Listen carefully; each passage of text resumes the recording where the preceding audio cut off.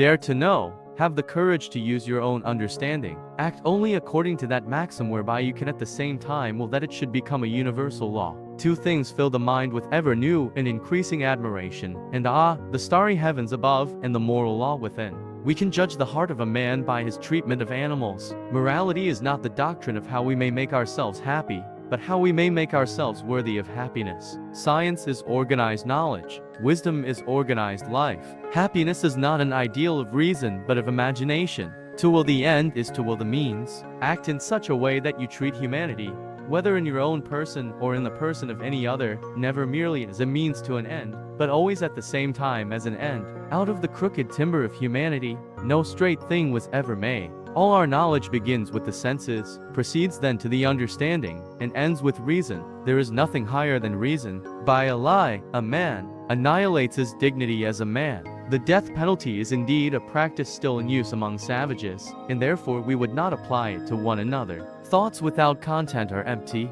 Intuitions without concepts are blind. Act as if the maxim of your action were to become, through your will, a universal law of nature. Act as if the maxim of your action were to become, through your will, a universal law of nature.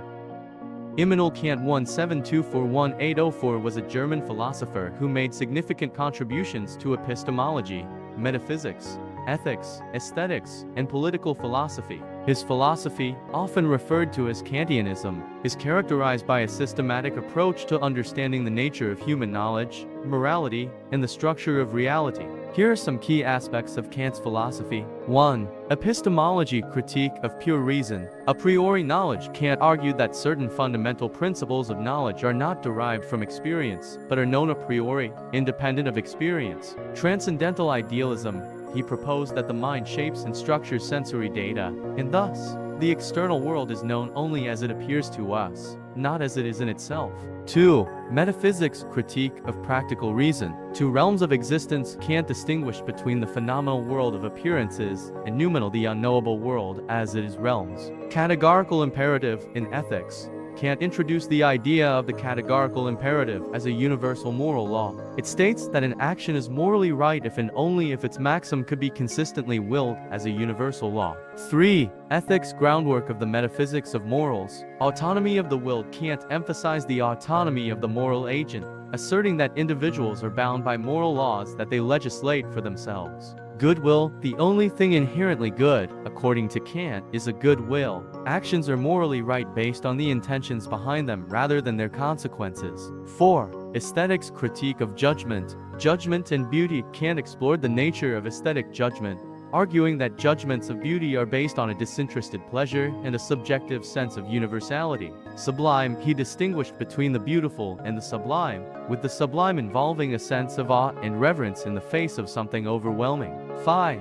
Political philosophy, perpetual peace. Democratic peace theory. Kant's essay Perpetual Peace advocated for the idea that democracies tend not to go to war with each other. Democratic peace theory. Kant's essay Perpetual Peace advocated for the idea that democracies tend not to go to war with each other. Cosmopolitanism. He proposed a vision of a cosmopolitan world order based on a federation of free republics, promoting peaceful coexistence. 6. Religion within the boundaries of mere reason. Moral faith. Kant sought to reconcile reason with faith, arguing for the rationality of moral principles even in the absence of empirical evidence for God's existence. The books of Immanuel Kant. 1. Critique of Pure Reason 1781, 1787. In this work, Kant explores epistemology and metaphysics, examining the nature of human knowledge and the relationship between experience and reason. Overview. Problematic of metaphysics. Kant aims to address the long-standing issues in metaphysics concerning the nature and limits of human knowledge. Synthetic a priori knowledge. Kant introduces the concept of synthetic a priori knowledge, knowledge that is both informative and known independently of experience. He challenges the traditional empiricist and rationalist views on the origin of knowledge. Transcendental aesthetic.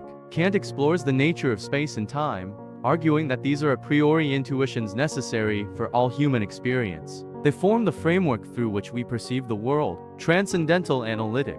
Kant distinguishes between analytic and synthetic judgments, and he introduces the idea of categories, concepts like causation, substance, etc., as fundamental to organizing sensory data and making sense of experience. Transcendental deduction. Kant aims to show how the categories are necessary for the possibility of experience. He argues that the mind actively shapes and structures sensory input, emphasizing the role of the subject in constructing knowledge. Transcendental dialectic. Kant critiques the misuse of reason in metaphysics, cautioning against the illegitimate use of the categories beyond the limits of possible experience. He explores the antinomies, apparent contradictions that arise when reason overreaches. Ideas of pure reason. Kant discusses the ideas of pure reason, such as God, the soul, and the world as a whole. He argues that these ideas have a regulative function in guiding human inquiry and organizing our thinking. Critique of traditional metaphysics. Kant challenges traditional metaphysical claims about the existence of God,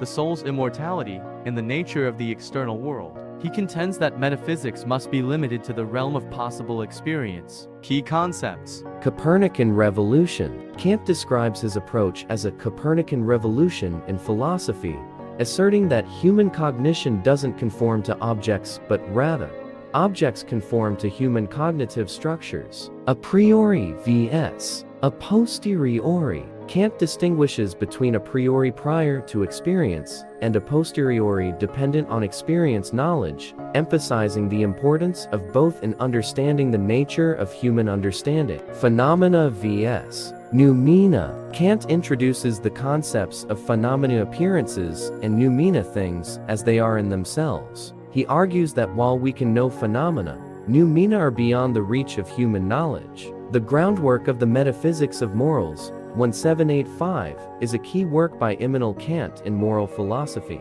Goodwill as the highest good. Kant posits that the only thing truly good without qualification is a good will. Actions are morally right when they stem from a good will, independent of the consequences. The categorical imperative. Kant introduces the concept of the categorical imperative, a universal moral law that is binding on all rational beings. He formulates it in different ways, including the famous formulation, act only according to that maxim whereby you can at the same time will that it. Maxims and universalizability. Kant emphasizes the importance of evaluating the moral permissibility of actions based on the maxim's personal principles that underlie them. An action is morally permissible if its maxim can be consistently willed as a universal law. Means and ends. Kant argues against treating individuals merely as a means to an end. Instead, he asserts that individuals should be treated as ends in themselves, respecting their inherent value and dignity. Autonomy and freedom. Kant connects morality with autonomy, asserting that moral principles are self-imposed and that individuals have a duty to act in accordance with rational moral laws. True freedom, for Kant, is found in following the moral law.